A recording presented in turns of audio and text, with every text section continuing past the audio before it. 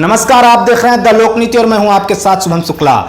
कल मध्य प्रदेश सरकार ने 27% ओबीसी आरक्षण नई नियुक्तियों में लागू कर दिया है, लेकिन जो पिछली नियुक्तियां चाहे एमपीपीएससी हो चाहे चयनित शिक्षक संघ हो, उन पर अभी कोर्ट का जो ऑर्डर था कि रोक लगी है ओबीसी को 27% आरक्षण के कारण, वो अभी बरकरार रखी है। तो इस मुद्दे पर जो ओबीसी वेलफेयर एसोसिएशन के अधिवक्ता है रामेश्वर सिंह ठाकुर, उनका क्या सोचना है और कब तक ये निर्णय चाहे 27% के अंतर्गत हो चाहे 14% के अंतर्गत, कब तक आखिर पुरानी नियुक्तियां पूर्ण होगी, कब तक भर्ती पूर्ण होगी, उस बारे में लेकर आइए हम बात करते हैं ओबीसी वेलफेयर एसोसिएशन के अधिवक्ता रामेश्वर सिंह ठाकुर से और जानते हैं कि उनका क्या कहना है इस मामले पर। हेलो जी, नमस्कार सर, शुभम शुक्ला बात कर रहा हूं द लोकनीति से।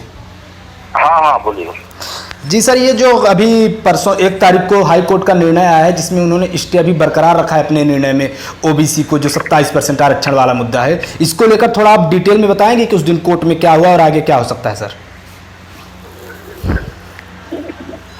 कौन सी तारीख का निर्णय? ये जो 1 तारीख को अभी 27% ओबीसी आरक्षण में सरकार ने रोक बरकरार रखी जिन नियुक्तियों को लेकर 3 से 4 नियुक्तियां जो हैं, और 20 तारीख को हियरिंग करने की बात करी है अगली सुनवाई, इसको लेकर क्या आपका नजरिया है, क्या सोचते हैं आप सर?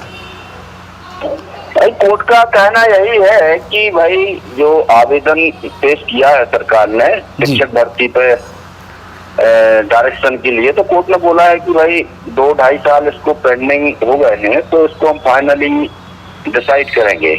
उन्होंने अंतरिम आदेश देने से मना कर दिया है। अंतरिम आदेश देने से या उससे कोई बात नहीं है। कोर्ट ने सीधा ये कहा है कि हम 20 तारीख को इसको फाइनली डिसाइड करेंगे। जी सर। और जो जैसी स्थिति है वो वैसी स्थिति रहेगी शिक्षक भर्ती पे अभी। अच्छा सर, ये कल सरकार ने जो 27% आरक्षण लागू कर दिया, तो इसको लेकर अब क्या है? इसको जो आरक्षण है तो इसके रास्ते आपको साफ दिखते हैं या इसमें भी कुछ आपको अड़चने दिख रही हैं कि कोई भी इसमें भी कोर्ट में जाके स्टे लगवा सकता है? इसको लेकर आपका क्या सोचना है सर? भाई, सरकार ने कोई लागू नहीं किया है या कोई नया काम नहीं किया है। जो अधिनियम प्रवर्तन में था 2019 से जी और उसको लागू अभी तक नहीं किया जा रहा था। ये भ्रम की स्थिति रखी थी पूरे मध्य प्रदेश में कि हाई कोर्ट से स्टे है, जबकि हाई कोर्ट से उस अधिनियम तक कोई भी स्टे ना था ना आज है। जी सर। तो उसको स्पष्टीकरण करते हुए सामान्य प्रशासन विभाग ने समस्त विभागों को सूचित किया है कि जिन मामलों में माननीय न्यायालय का अंतरिम आदेश है उनको छोड़कर शेष समस्त भर्तियों में, नियुक्तियों में, प्रवेश परीक्षाओं में 27% आरक्षण सुनिश्चित किया जाए। अच्छा, जो कमलनाथ सरकार में 2019 में जो विधेयक पास हुआ था उसी के तहत ये आरक्षण दिया गया 27% सर? हाँ, ये जो है ना अगस्त 2019 में विधानसभा से अधिनियम पारित हुआ था जी, तो और वो आज भी स्टैंड है। जी सर, तो मेरा ये कहना था कि आपको क्या लगता है कि कोई पक्षकार इसको भी चुनौती दे सकता है क्या हाई कोर्ट में? किसको? ये जो 27% आरक्षण जो 2019 विधेयक वाला अभी लागू कर दिया गया है कल से। नहीं, वो तो ऑलरेडी अंडर चैलेंज है, ऑलरेडी अंडर चैलेंज है। और उसमें सुप्रीम कोर्ट ने जो गाइडलाइन निर्धारित की है 5/8/2020 में PWS के केस में कि कोई भी विधायिका द्वारा कानून बनाया गया है और उसकी संवैधानिकता को चुनौती दी गई है जी, तो जब तक उसको अंतिम रूप से निराकृत नहीं किया जाता है तब तक उसके प्रवर्तन पर स्टे नहीं लगाया जा सकता जी।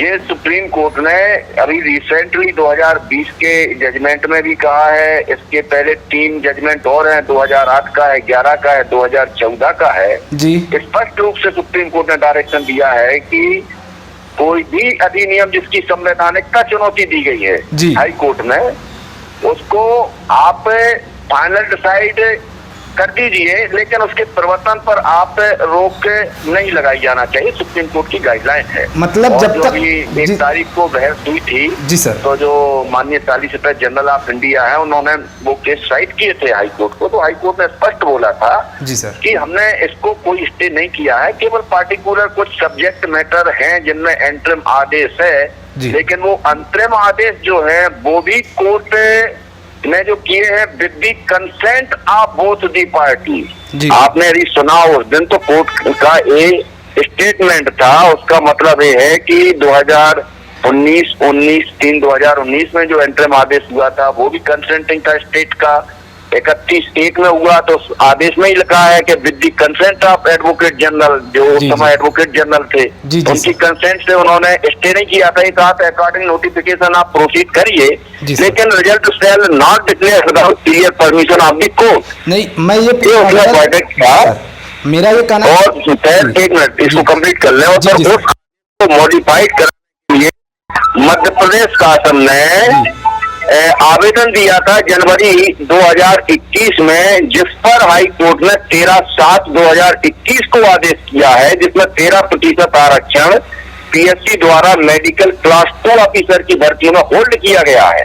वो भी कोर्ट ने कहा कि I am not passing the order, I have pass this order only on the application of the state, and state itself requesting to holding 13% reservation. जी सर, जी मेरा ये कहना है कि अब आने वाली जो भर्तियां होगी, जो नियुक्तियां होगी, तो उनमें ओबीसी को 27% आरक्षण अगर दिया जाता है तो उस पर तो फिर नहीं होगा कि मान लीजिए कोई वैकेंसी आई, बेचारे छात्र पेपर दिए उसके बाद भी किसी तरह का अड़ंगा लग जाए, तो वो भर्तियां तो अब पूरी तरह से पूरी होकर रहेंगी।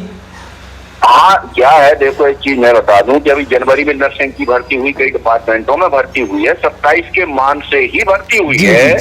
लेकिन कई विभागों में मनमानी की जा रही थी कि कहीं से भी अधिवक्ता से, एक महाधिवक्ता कार्यालय से ओपिनियन बनवा के ले आए और उन्हें होल्ड कर दिया, 14 के हिसाब से विज्ञापन निकाल दिया।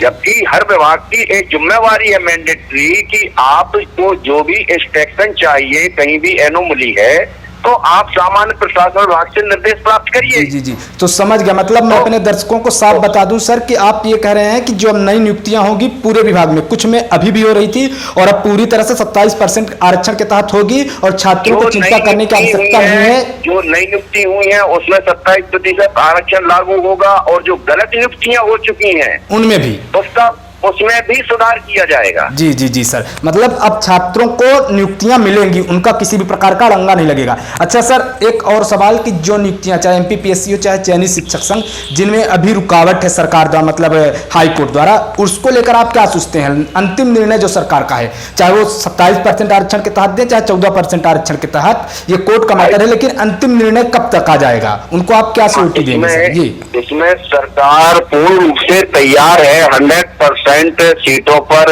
नियुक्ति पत्र जारी करने के लिए, और इसी आशय का हाईकोर्ट में शासन ने आवेदन दाखिल किया है जी। और 27% के मान से पूरे 29,000 शिक्षकों की चयन सूची, प्राविधिक चयन सूची जारी अपलोड है इंटरनेट पर, जारी करने के लिए केवल कोर्ट का निर्देश चाहिए। तो कब तक आप उम्मीद करते हैं सर कि फाइनल हियरिंग कब तक कोर्ट का निर्देश हो जाएगा? वो तो कोर्ट ने जो कहा है 1 तारीख को कि हम इसको फाइनली डिसाइड करेंगे, और जब तक उस अधिनियम की संवैधानिकता निर्धारित नहीं हो जाती है तब तक मुझे ऐसा नहीं लगता है कि कोर्ट कोई भी अंतरिम आदेश देगा। अभी मतलब 20 सितंबर को भी ये नहीं है कि इनका निर्णय हो पाएगा फाइनल के बाद ही हो पाएगा, फाइनल के पहले नहीं हो पाएगा। अभी 20 तारीख को जो सुनवाई होगी उसमें फाइनल होने के कुछ चांसेस हैं? उसमें चांस तो पूरे हैं क्योंकि सरकार की तरफ से भी जिस प्रकार से अपोर्ट किया जा रहा है, बहुत से सीनियर से सीनियर एडवोकेट हायर करके, और इस बार भी उन्होंने आर्गुमेंट किया है, तो ऐसा लगता है कि उसको court day to day hearing करके उसको डिसाइड करेगी कोर्ट, ऐसा मेरा विश्वास है। आपका ऐसा मानना है और आपका ऐसा विश्वास है। बहुत बहुत धन्यवाद सर आपका हमसे जुड़ने के लिए। जी सर।